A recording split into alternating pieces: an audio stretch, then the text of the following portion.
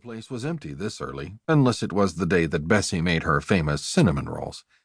It was why he avoided weekends at the cafe. He liked the peace and quiet, visiting with his older friend, while the small town in the middle of nowhere was waking up. But that wasn't happening this morning, as some of the early morning patrons took their seats again. As was with most news in Buckhorn, word had spread like wildfire through town that Leviathan Nash, the man who'd rented the old carriage house, had arrived, and gotten to work on the place. Bessie told him the latest scuttlebutt in between bringing out food for her customers to help her teenaged waitress. According to Mabel Aldrich, who lived behind the old carriage house, she'd seen his large truck backed up to the shop late Saturday night. She'd claimed she'd seen a waif of a man dressed in all black moving around in the shadows. However, she hadn't been able to get a good look at him. Not only had no one else claimed to have seen Leviathan Nash, they also hadn't had a peek into his shop. The arched windows in the double doors that had gleamed clean and clear when landowner Melissa Herbert had leased the space were now covered with black paper, and had been since his arrival. Even Melissa hadn't apparently laid eyes on the man, according to Bessie, who Jasper considered a reliable source. Melissa, who had only talked to him on the phone since the arrangements had all been made online, said he had an unusually low voice. "How long is this going to last?" Jasper said more to himself than Bessie on one of her update stops by his booth. She shrugged as she delivered his breakfast on this particular stop. "Probably until his lease is up at the end of the month." Suddenly, all customers were on their feet again to rush over to the front window, although he couldn't see what was going on from where he sat. He missed his normal view of the highway that cut through the middle of town.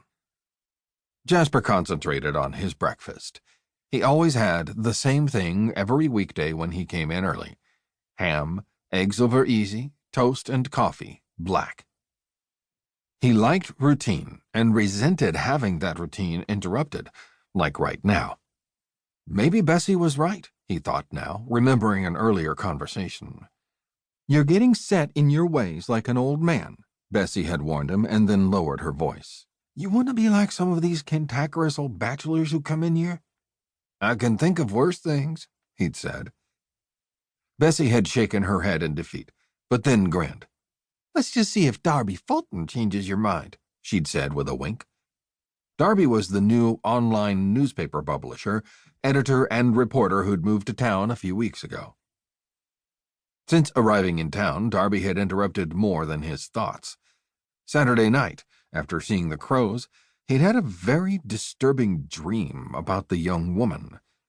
What Bessie didn't know was that there was much more to the story of him and Darby, something he planned to keep to himself. "What's Leviathan Nash done now?" he asked, motioning to the activity at the window as Bessie peered overheads to see what was going on. "Seems he's putting up a sign in the front window," Bessie said, before sitting down to have a cup of coffee with him, and banishing his thoughts of Darby for the moment. As much as Jasper had tried to ignore the goings-on, he had to admit the mystery of Leviathan and his shop definitely had caused a stir. Everyone wanted to be the first to see the man and what he was selling. If Leviathan Nash had only arrived late Saturday night, he'd certainly gotten busy quickly and without any apparent help, Jasper noted. Unable to take it any longer, apparently, Bessie got up and wormed her way through her customers to the front window to see for herself. She came back to the table, shaking her head. "Apparently, the name of his shop is Gossip. Well, he's certainly gotten that started. Can't imagine what he sells, though. What is it he doesn't want people to see by keeping the windows covered? It makes a person wonder. I guess that's the idea." The cafe patrons returned to their seats when nothing more happened, and Bessie went to check her blueberry muffins. Muffin Day had never been this busy in the history of the cafe, he thought. Across the highway, he could now see the sign reading "Gossip" in large Gothic type, perched in front of the black paper in one window of the shop.